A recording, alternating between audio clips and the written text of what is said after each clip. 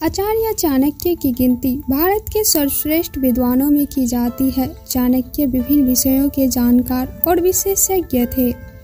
चाणक्य अर्थशास्त्र के साथ साथ कूटनीति शास्त्र, राजनीतिक शास्त्र और समाज शास्त्र के भी ज्ञानी थे।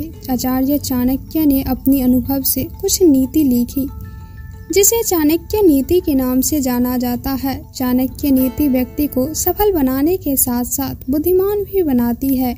यही कारण है कि आज भी बड़ी संख्या में लोग चाणक्य नीति की शिक्षाओं पर अमल करते हैं और इन शिक्षाओं को अपने जीवन में उतारने की कोशिश करते हैं।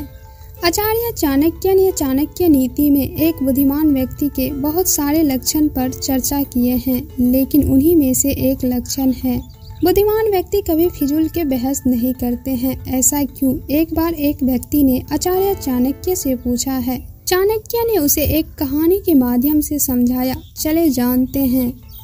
एक बार एक गधा एक बाघ से बहस करने लगा। गधे ने बाघ से कहा, देखो घास का रंग नीला है। बाघ ने कहा, घास का रंग नीला नहीं, पूरा हरा है। गधे ने कहा, तुम्हें ठीक से नहीं दिखाई दे रही है, घास का रंग नीला है। बाघ ने जरा गुस्से में बोला, तुम पागल हो गए हो, घास का रंग हरा है। गधे ने कहा, तुम किसी से भी पूछ लो, घास का रंग नीला ही है। बाघ ने कहा, मैं किसी से नहीं पूछता क्योंकि घास का रंग हरा है। फिर भी तुम्हारी तसल्ली के लिए चलो जंगल के राजा शेर के पास चलते हैं और उनसे पूछते हैं। गधा राजी हो गया और दोनों जंगल के राजा शेर के पास पहुँचे।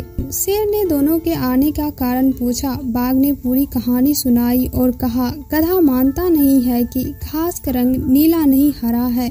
शेर ने पूरी बात सुनने के बाद अपना फैसला सुनाया। बाघ को काल कोठरी में डाल दो और गधे की बात सच है, घास का रंग हरा नहीं नीला है। बाघ एकदम से भौचक्का रह गया। गधा खुश होते हुए वहाँ से चला गया। गधा के जाने के बाद शेर ने बाघ से कहा, अब बोलो तुम क्या कहना चाहते हो।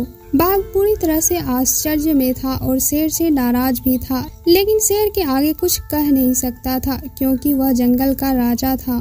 फिर भी उसने अपनी बात दोहराई और कहा, घास का रंग तो हरा था, आपने गलत फैसला सुनाया।